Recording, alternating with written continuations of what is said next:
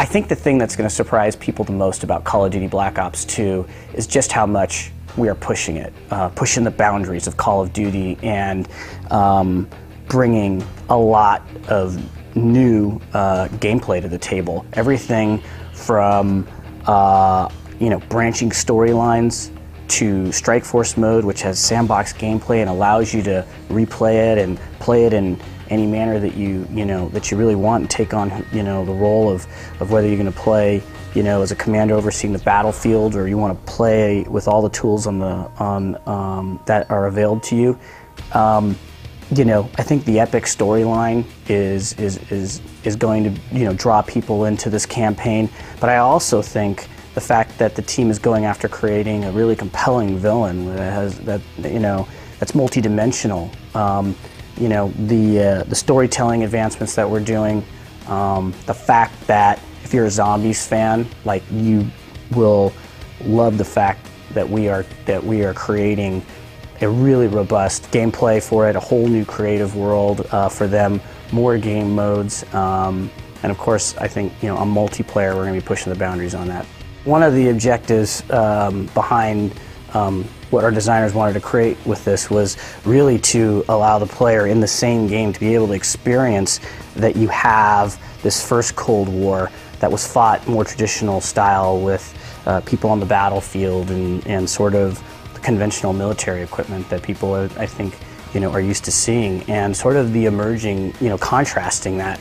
I think it'd be very compelling as we go to the future in the 2025 and what we believe the battlefield will look like in that time frame, where advanced robotics and drones have advanced to the point where they're a significant part of that battlefield, which makes for compelling fiction, but also makes for really exciting new and fresh gameplay for the Call of Duty player who's played with a lot of conventional military weaponry, but hasn't actually played with a lot of this military weaponry. It opens up all kinds of creativity, everything from advancements to optics and scopes to being able to control the drones on the battlefield and even play them on the battlefield. We're introducing an entirely new mode to the campaign called Strike Force, where you'll be able to not only step into the boots of anybody in your squad, but also take over any of the equipment on the battlefield. So whether it's quad rotor or drive one of the automated sentry drones, or actually even just play it as in Overwatch mode in a totally tactical way. It's a complete new sandbox type of gameplay that we're introducing to Call of Duty Black Ops 2. So it's very challenging to be able to do branching storylines in a Call of Duty game. We put so much effort and energy and detail into those holy cow cinematic moments that people have come to expect from the franchise. So there's simple choice elements where you'll be able to choose how you want to take on a particular action, whether you want to provide sniper cover or actually support your troops in a particular situation. There are really intense story moments where it's clear that there's a fork in the road and you have to choose which action you want to take. This is Call of Duty. We're not going to be throwing up A or B and you choose. We're going to put you in the middle of the action, and I think part of what's going to make it so compelling and so intense is it's happening real time, and you have to make a decision, and if not, the world will continue, regardless of the decision making that you make. But it's also a lot of fun. Like, we're going to be able to craft. I think what it's going to be for the player is we're going to be able to craft different experiences. So it's unlikely that you and your friend are even going to have the same experience. We're going to be able to stitch together an ending that reflects the choices that you had made along the way.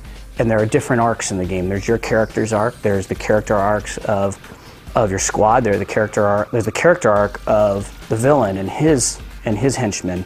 And then there's the geopolitical arc of the Second Cold War and how that plays out. And all those things are dependent upon the choices that you make during the campaign.